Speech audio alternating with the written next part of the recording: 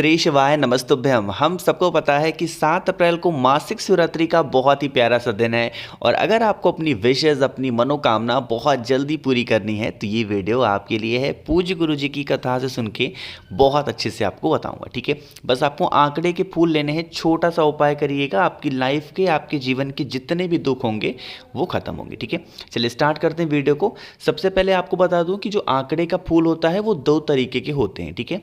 एक आपको इस तरीके से देखो कुछ ब्लू ब्लू कलर का दिखाई देगा, मतलब पूरा ब्लू नहीं होता बट कहीं ना कहीं आपको ब्लू ब्लू दिखाई देगा। और जो दूसरा आंकड़े का फूल होता है वो होता है बिल्कुल वाइट यानी कि सफ़ेद कलर का, ठीक है। अब इन दोनों जो फूल हैं इनके फ़ायदे अलग अलग हैं, उस चीज़ को सुनने की कोशिश करेंगे, ठीक है। देखो सबसे पहले बात कर लेते हैं कि जो ब्लू कलर का है आपके पास में आंकड़े का फूल, उसको क्या करना है।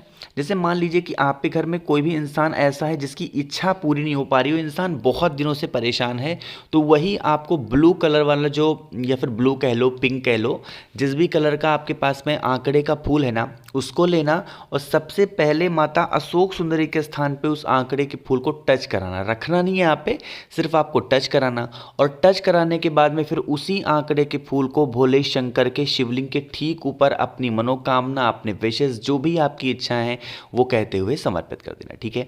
इतना काम कर लिया। इतना करने के बाद में तांबे के लोटे में जल भर के आपको जल समर्पित कर देना है और आपको कुछ भी करने की ज़रूरत नहीं है, ठीक है। यहाँ पे हमने बात की है जो कलर वाला आपके पास में आंकड़े का फूल था।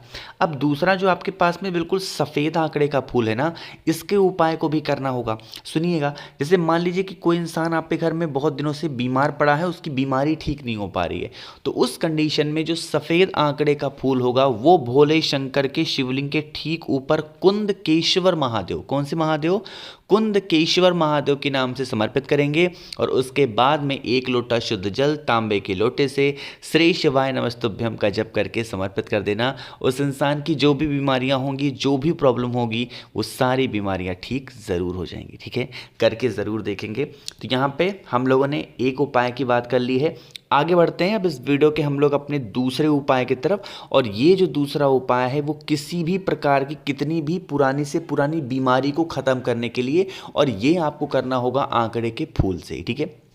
सुनिएगा, जैसे मान लीजिए स्क्रीन पे आपके सामने फिर से मैंने आपको दिखाया था कि आंकड़े के फूल कितने तरीके के होते हैं, 2 तरीके के, ठीक है। दोनों तरीका आपको दिख रहा है। आपको क्या करना है, जो भी आंकड़े का फूल आपको बहुत ही ईजी, बहुत ही आसानी से मिल जाए, चाहे जो आंकड़े का फूल वो लेना। और आपके घर में जो भी इंसान बहुत दिनों से बीमार पड़ा है, इसकी बीमारी ठीक नहीं हो पा रही है, उस इंसान के सर से लेकर के पैर तक 21 टाइम्स यानी कि 21 बार आपको घुमाना होगा। क्या करोगे, 21 बार उसी आंकड़े के फूल को हाथ में लेकर के आपको घुमाना होगा, ठीक है। घुमाने के बाद में क्या करोगे, फिर उसी आंकड़े के फूल को लेके जाएंगे और आपके घर के आसपास में अगर कोई नदी, तालाब, सरोवर, कुआं, बावड़ी है तो वहाँ पर तो जाएंगे ही जाएंगे। लेकिन अगर मान लेते हैं कि आपके घर के आसपास में नदी, तालाब नहीं है, तो आप वट पेड़ के नीचे ले जा करके उस एक आंकड़े के फूल को उस इंसान का नाम और गोत्र बोल करके समर्पित कर देना। यकीन मानिए उस इंसान की जो बीमारियाँ होंगी ना वो धीरे धीरे करके हमेशा के लिए ख़त्म ज़रूर हो जाएंगी। बहुत स्पेशल, बहुत ही छोटा सा ये उपाय था, आप सभी लोगों को ये उपाय ज़रूर करना, ठीक है ना। बात आ रही क्या समझ में। तो यहाँ पे हम लोगों ने 2 उपाय की बात कर ली है, बहुत ज़्यादा आसान, बहुत ज़्यादा अच्छा, ठीक। 2 हो गए। आगे बढ़ते हैं अब इस वीडियो के हम लोग अपने तीसरे उपाय की तरफ। लेकिन ये तीसरा उपाय मैं आपको तब बताऊंगा ना जब आप कर दोगे इस वीडियो को शेयर। जितने भी भाई बहन मेरी आवाज़ पहली बार सुन रहे हैं, चैनल को सब्सक्राइब करिएगा, वीडियो को लाइक सभी को करना है, ठीक है ना। देखो ये उपाय बहुत ज़्यादा स्पेशल है क्योंकि यह उपाय मैं आपको जब भी रविवार का दिन आता है आपको ज़रूर याद दिलाता हूँ, है ना। देखो आज के टाइम पे क्या है कि हर एक घर की एक सबसे बड़ी प्रॉब्लम बन गई है और वो प्रॉब्लम है लड़ाई झगड़े को लेके, ठीक है। भैया हमारे घर में लड़ाइयाँ बहुत होती हैं, झगड़े बहुत होते हैं, ये इंसान है बहुत क्रोध करता, गुस्सा, मारना, मतलब इस कंडीशन आपके घर में हमेशा बनी रहती, ठीक है। उस कंडीशन को ख़त्म करने के लिए आपको इस तरीके से लेना होगा। लाल चंदन ले सकते हो, कुमकुम हो कुमकुम ले लो, रोली है रोली ले लो, सिंदूर है सिंदूर भी ले सकते हो, ठीक है ना। ले लिया। लेने के बाद में आपको क्या करना होगा, आपको अपनी उंगलियों पे लगाना होगा उसी लाल चंदन या फिर सिंदूर या फिर रोली को। कहाँ कहाँ पे लगाओगे, जैसे मान लीजिए कि ये आपके हाथ हैं, ठीक है। तो यहाँ पे मैं जूम कर ले रहा हूँ फिर आपको ज़्यादा समझ में आएगा। जो उंगलियों का फ्रंट वाला साइड नहीं होता है, जैसे कि ये वाला साइड, ये वाला साइड, ये वाला और यहाँ पे बिल्कुल, ठीक है। इस तरीके से आपको लगाना होगा उसी लाल चंदन को या सिंदूर को अच्छे तरीके से लगा लेना, ठीक। और कुछ आपको कहीं लगाना नहीं है, अपने हाथों में ऐसे लगा करके और फिर आप चले जाना वट पेड़ के नीचे, ठीक है। एक भी पत्ते को आपको अपने हाथों से बिल्कुल भी तोड़ना नहीं है, ठीक है। एक भी पत्ते को मत तोड़ना, चुपचाप वहाँ जाना और वहाँ जा करके आप खड़े हो जाना, ठीक।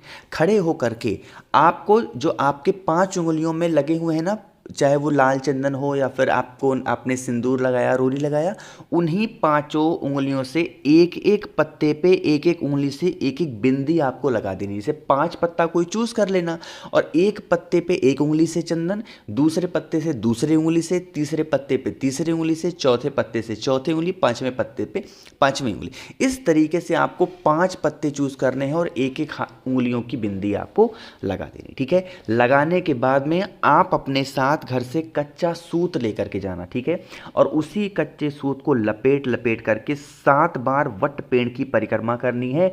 और जब आप वट पेड़ की परिक्रमा कर रहे हो तो आपको अपनी फैमिली, अपने परिवार का नाम और गोत्र भी जरूर बोलना होगा, ठीक है। करके देखिएगा इस उपाय को, आपके घर में कभी क्लेश नहीं हो सकता, कभी लड़ाई झगड़े नहीं हो सकते, हमेशा आपका पूरा परिवार खुश और खुशी के साथ रहेगा, ठीक है।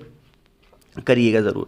तो यहाँ पे हम लोगों ने बात कर ली है 3 उपाय की। अब यहीं पे 10 सेकंड में एक छोटी सी बात मैं आपको अपनी तरफ से बताना चाहता हूँ। देखो आज के टाइम पे ना लड़ाई झगड़े हर घर की कंडीशन है, चाहे वो मेरा घर हो, आपका घर हो, थोड़ी बहुत लड़ाइयाँ हर घर में होती हैं। तो आपको तुरंत रिएक्ट नहीं करना होगा, ठीक है। मैंने आपको एक बात कई बार बता रखी है कि अगर आपको अपने रिश्ते को बचाना है तो आपको हारना पड़ेगा। जहाँ पे एटीट्यूड आ जाता है ना, जहाँ पे घमंड आ जाता है थोड़ा बहुत भी, वो भी परिवार से रिलेटेड, तो वहाँ पे रिश्ते टूट जाते हैं। तो आपको पहले तो अपना एटीट्यूड खत्म करना होगा, चाहे पुरुष हो या स्त्री हो, जिससे अगला आदमी थोड़ा सा डाउन हो जाए। अगर आप भी वो चिल्ला रहा है और आप भी चिल्लाओगे तो दोनों में टकराव होगा और रिश्ते खराब हो सकते हैं, ठीक है ना। तो इस सब चीज़ों से बचा करिए और अपनी फैमिली को, परिवार को अच्छे तरीके से चलाना, ठीक है। चलो आगे बढ़ते हैं इस वीडियो के सबसे आखिरी और बहुत ही छोटे से उपाय की, जो कि आपको करना है बेल पत्र के साथ में। स्क्रीन पे आपके सामने बेल पत्र दिख रहा है। सबसे पहले बता दूं कि इस उपाय को करने से आपको बेनिफिट क्या होने वाला है। तो इसको करने से आपकी कोई भी बरसों पुरानी कोई भी इच्छा होगी, वो विशेष आपकी पूरी जरूर होंगी, ठीक है। स्क्रीन पर आपको दिख रहा होगा बेलपत्र, सिर्फ आपको एक बेलपत्र लेनी है, बहुत ही प्यारी सी। साथ ही साथ आपको इस तरीके से लेना होगा लाल चंदन। आज के टाइम पे तो हर घर में लाल चंदन मिल जाता है। इस लाल चंदन का बहुत ही गाढ़ा सा टाइट सा पेस्ट बनाना, ठीक है। और पेस्ट बनाने के बाद में उसी लाल चंदन की 1-2 बिंदी आपको लगानी होगी। मतलब एक बिंदी यहाँ पे लगाओगे और एक बिंदी जहाँ पे तीनों पत्तियाँ आकर के जुड़ती हैं वहाँ पे लगाना, ठीक है। 2 बिंदी लगा दिया आपने सिर्फ एक बेलपत्र पे, और उसके बाद में इस बेलपत्र को उठाएंगे, तांबे के लोटे में जल लेना और उसके बाद में पहुंच जाएंगे भोले शंकर के शिवलिंग के पास में। फेस रखना होगा उत्तर दिशा, 9 डायरेक्शन। जो आपके पास में एक बेलपत्र है भोलेनाथ के शिवलिंग के ऊपर समर्पित कर देंगे और उसके बाद में उसी बेलपत्र के ऊपर 1 लोटा शुद्ध जल तांबे के लोटे से श्री शिवाय नमस्तुभ्यम का जप करते हुए समर्पित कर देना।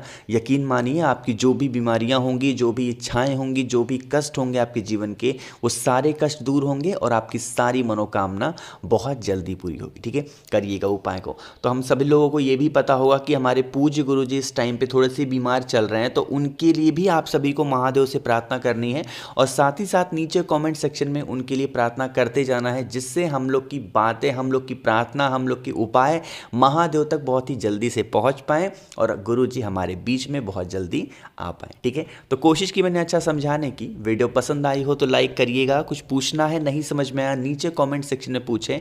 जितने भी भाई बहन मेरी आवाज़ पहली बार सुन रहे हैं, अचानक से चैनल पे आ गए हैं, तो चैनल को ज़रूर सब्सक्राइब करिएगा। और अगर आप लोगों में से किसी को भी मुझसे फ़ोन पे बातें करनी है, मैसेज पे बातें करनी है, तो आप हमें इंस्टाग्राम या फेसबुक पे फॉलो कर सकते हैं। उसके लिए आपको सर्च करना होगा द नेचुरल प्लैनेट 108। वहाँ पर हम लोग बहुत सारी बातें कर सकते हैं। श्री शिवाय नमस्तुभ्यम।